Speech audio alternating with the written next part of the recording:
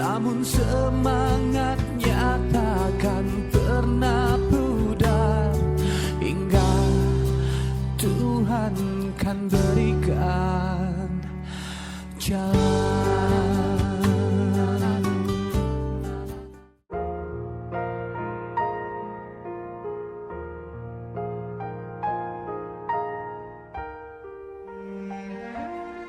Namanya Soeharto. Beragam kesedihan telah begitu akrab mengisi lembar kehidupannya. Arga, satu-satunya buah hati yang ia miliki, menderita kelainan fisik dan otak sedari lahir. Hatinya pun kembali tertoreh pilu kala 6 tahun lalu sang istri harus berpulang ke pangkuan ilahi akibat penyakit darah tinggi. Kula pun meling, aja kuwi to Bu sing disuwun karo Gusti Allah. Ayo to urip bebarengan, aja nganti dikai lara-lara nanging pamundhutipun Gusti Kang Maha Kuwasa menika ngaten nggih kula namung pasrah. Demi anak, pria 64 tahun ini bertekad untuk terus berjuang. Meniti kehidupan selaku orang tua tunggal di tengah himpitan kesulitan ekonomi. Lewat hamparan pohon pisang di dekat rumahnya inilah, Soeharto mencoba mengais rupiah. Pelepah-pelepah pisang yang ia kumpulkan ini nantinya akan diolah menjadi dalungan atau sejenis tali yang biasa menjadi bahan baku pembuatan beragam kerajinan. Kula ndamel dalungan menika belajar saking almarhumah rayatan kula. Nggih, merdamel napa kemawon kula lampahi, sing penting halal mboten pek pinek kalian barenge tiyang lintang.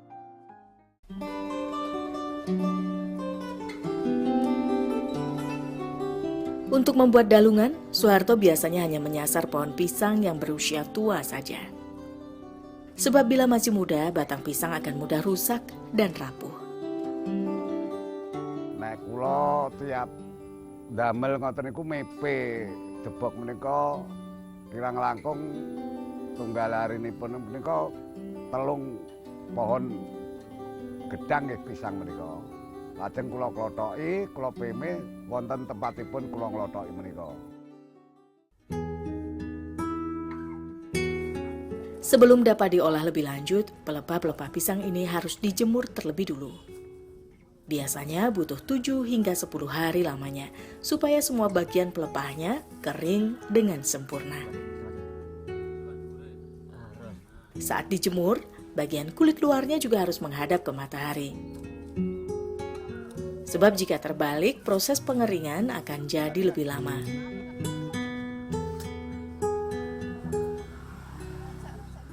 Setelah kering, pelepah kemudian dikupas untuk memisahkan antara kulit luar dan bagian dalamnya.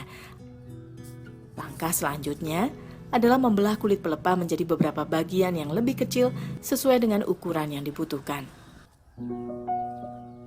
Jika ada bagian pelepah yang terasa keras dan kaku, maka pemberian air seperti ini kerap dilakukan.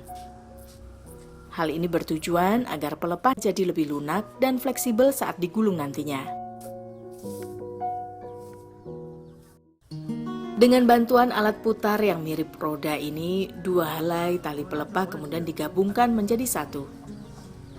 Selain mempermudah proses pelilitan, alat ini juga membantu merapikan hasil lilitan tali menjadi satu gulungan rapi seperti ini. Proses ini membutuhkan ketelitian serta keselarasan gerakan tangan. Karena harus melilitkan kedua tali sambil sekaligus menggerakkan alat. Hasil lilitan tali inilah yang disebut dengan dalungan.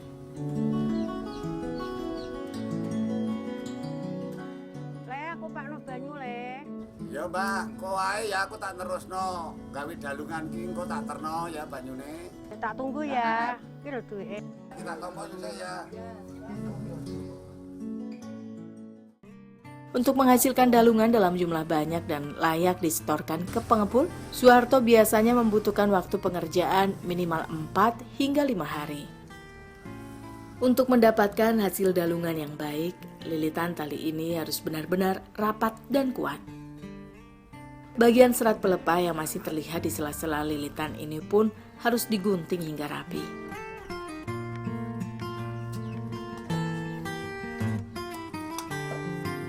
Nantinya dalungan yang telah jadi akan dibuat lagi menjadi tampar, yaitu 2 atau 3 dalungan yang digabungkan menjadi 1 lilitan.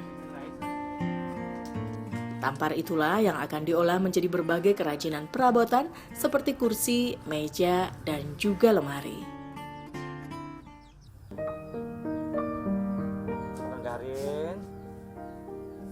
Bapak jangan pamit ya. Bapak peadol dalungan ya.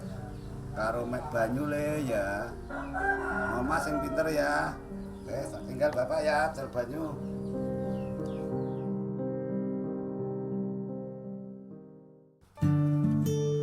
Di desa Sobontoro, Kecamatan Balen, Kabupaten Bojonegoro, Jawa Timur, tempat Soeharto tinggal, jumlah pengrajin dalungan memang kian menurun setiap tahunnya. Tidak heran jika jumlah pengepul kini bisa dihitung dengan jari. Itu pun lokasinya cukup jauh untuk dijangkau dari rumahnya ini. Beruntungnya Soeharto masih punya sarana transportasi yang bisa diandalkan. Kondisi sepedanya memang sudah amat usang termakan usia, serta rusak di sana-sini. Tapi paling tidak rangkaian besi beroda ini masih mampu memudahkannya menjangkau satu tempat ke tempat lainnya tanpa harus berjalan kaki.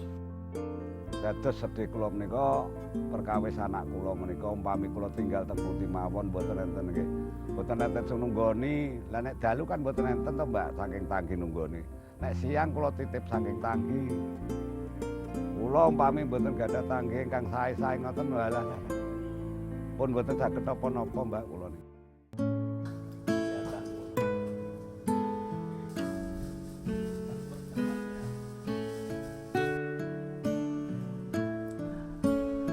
Ya, meski berat meninggalkan sang buah hati, Soeharto sadar hanya jalan inilah yang bisa ia tempuh demi tercukupinya kebutuhan perut sehari-hari.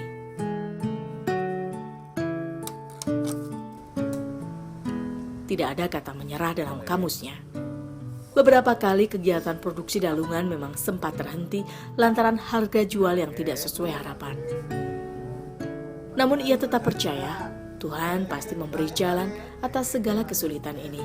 Pedoman kula pokoknya sing penting entuk duit kangge mam sehari-hari, mulane kula mboten putus asa. Tetep bekerja niku. Kangge ngidupi anak kula lan kula. Di pengepul 1 kilogram dalungan dihargai Rp3.000. Itu artinya dari 8 kilogram dalungan yang distorkannya kali ini, Soeharto hanya berhak membawa pulang uang Rp24.000 saja. Selangkung 8 kilo selangkung 1.000. Nggih, Mas Win, kula tampi nggih. Nggih. Terus Mas Win, bareng nggih. Nggih, sami atas Bang. Nggih.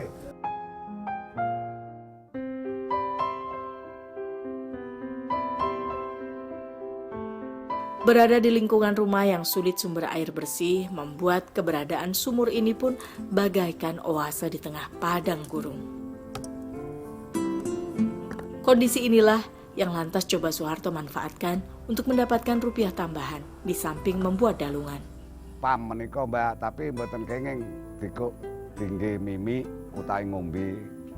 Lah menika kula dikengken kalih tangga teparo, kengken mendhet toya, ditumbas kalih tiyang ingkang pesen menika. Dengan keterbatasan sepeda tuanya ini, Soeharto hanya mampu membawa 2 buah dirigen saja dalam sekali pengangkutan. Masing-masingnya berisi 20 liter air. Setiap harinya ia bisa bolak-balik hingga 7-8 kali, tergantung banyaknya permintaan air. Untuk ongkos pengganti lelahnya per 2 dirigen ini, ia dihargai Rp2.500 saja. Kula sarene adol banyu jerigenan menika kangge nyukupi kebutuhan kula urip wonten Desa Sobontoro menika, soalnya tiap hari nggih butuhaken mam kali anak kula. Lah nek pikantuk arta kangge tumbas beras, kangge tumbas jajane anak keluarga menika, Mbak.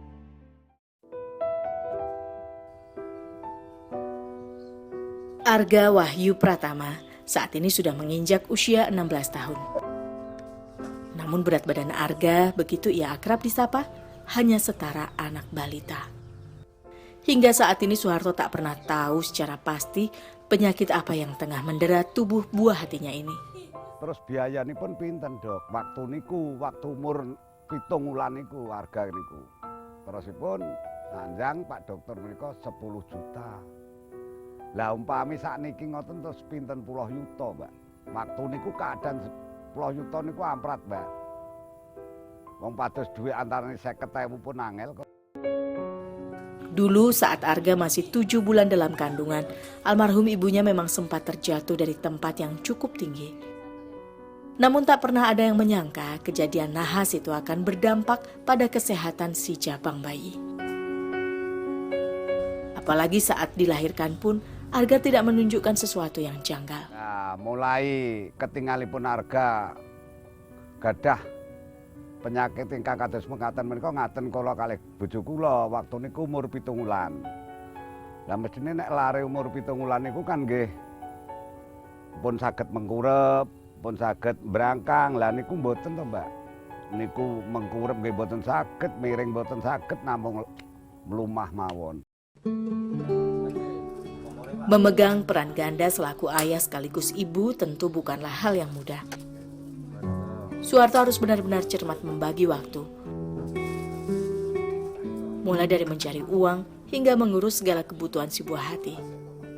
Apalagi Arga juga sangat membutuhkan perhatian khusus. Ikhlas itu ngantos ikhlas lahir tumbuh sing batin kula ngrumat anak kula menika. Umpami lara weteng nggih ora iso kandha. Lara panas ya ora iso kandha nek mboten kula ingkang sing ngrasake ngoten.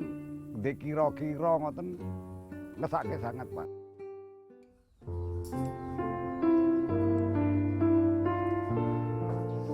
Ya, Soeharto sadar betul dengan penganan ala kadarnya seperti ini tentu tak sanggup memenuhi asupan gizi yang Arga butuhkan. Mungkin karena itu jugalah berat badan anaknya ini tidak bisa berkembang dengan baik. Meski begitu, ia tetap bersyukur. Setidaknya dalam segala keterbatasan ini masih ada sesuap nasi yang masih bisa dinikmati. Bagi Soeharto, makan sepiring berdua seperti ini justru menjadi satu kebersamaan yang penuh kasih, yang tak bisa tergantikan oleh harta apapun. Nek kula belas mboten gadah isin nek minder paribasane terus wong piyai-piyai ngoten niku kan minder, tapi kula mboten, Mbak. Biasa mawon. Soale pun ginaris kali sing gawe gesang kok isin apa.